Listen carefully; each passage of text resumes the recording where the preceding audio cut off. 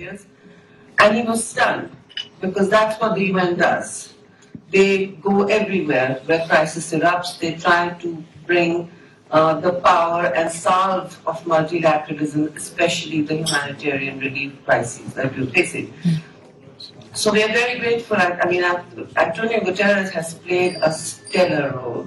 He has been a personal advocate for Pakistan, and we cannot thank him enough. So here's the power of the UN manifesting itself for the moral imperative it brought, and the purpose it brought, and the clarity of moral purpose that he brought to the project is actually unprecedented to us in Pakistan. In several interactions, and he was instrumental in co-hosting with Pakistan the Geneva conference, which was actually, it exceeded the targets that we had set ourselves, modestly thinking. There's donor fatigue, there's other crises in the world. So I think we did well there. We obviously did well at COP27, but that's it's a long gestation project of loss and damage that we worked on.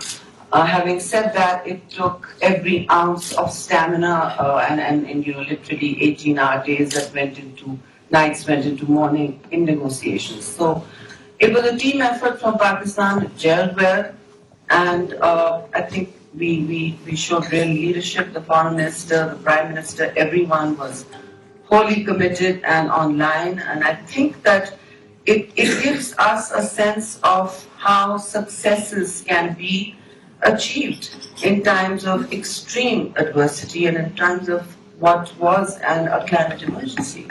And there's still a climate emergency in Pakistan. I won't mince my words. What's going on is something that I think people have lost sight of outside Pakistan.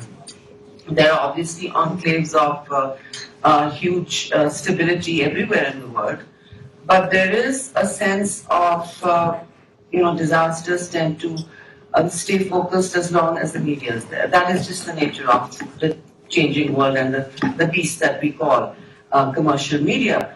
And that's how it's been. The media was also, international media was actually stellar in bringing their resources on the ground. They still visit. But let me give you a quick rundown on why I'm saying record-breaking. Because it impacted 33 million people in one go. 33 million is the size of 3 small, medium-sized European countries. And make no mistake, it's not over. 20 million are still affected, which Antonio Guterres very aptly said at Geneva is 3 times the size of his country, Portugal. So 8 million are still living near water. Why? Because resettlement is difficult. Half of the area that was underwater is now not draining out. Sea level has risen. We are again on slow onset climate impact, but we are in a clear arc of vulnerability. I say this because this may happen again. I don't want it to happen again. We are working very hard to ensure that there is better preparedness, there is adaptation on the ground. We have been focusing on, in climate terms, mitigation means you're working on reducing your emissions, really, which is through enhancing your forest cover, which you can never go wrong on, or converting from fossil fuels to renewables. Which we are doing, we can talk about that part.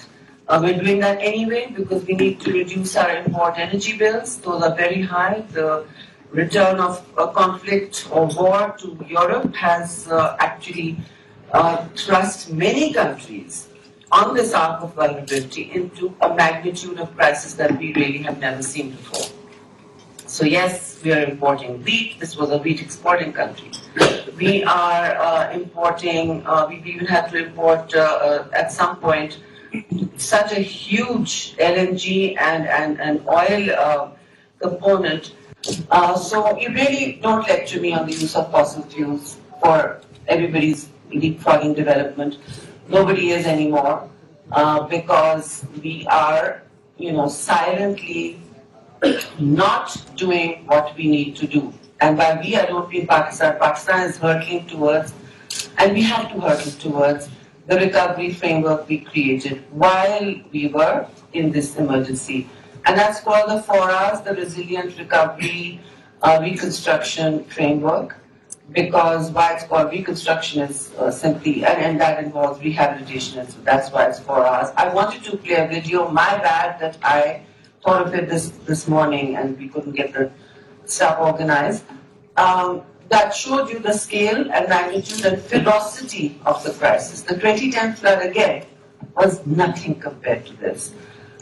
This combined our glacial melt. We have the largest amount of glaciers outside the polar region. People may not know that. We also have, at the same time, in the same country, a delta region that is often in drought, which is right now inundated by water. So 1/3 of the country was inundated, 1/3.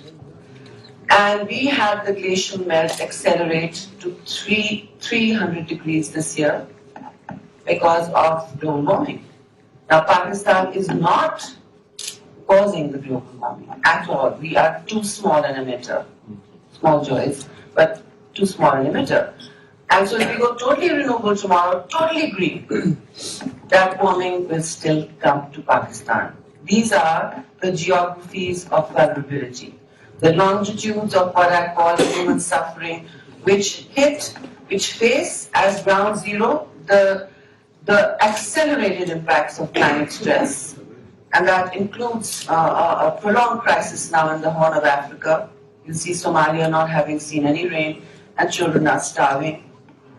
But the human race, in its addiction to consumerism and waste, has decided to build. That's just how people are, all of us. To build, mental guards against, just to carry on, to power through the day. You're going to ignore the crisis because you can't innovate in your day, but you will have to. वफाकी वजीर बराए मौसमियाती तब्दीली senator शेरी Rahman news conference कर रही थी। उन्होंने कहा कि जिनीवा कॉन्फ्रेंस में दुनिया ने पाकिस्तान की आवाज पर मुस्बत रद्द अमल दिया। पाकिस्तान को मौसमियाती तब्दीली के असरात का सामना है।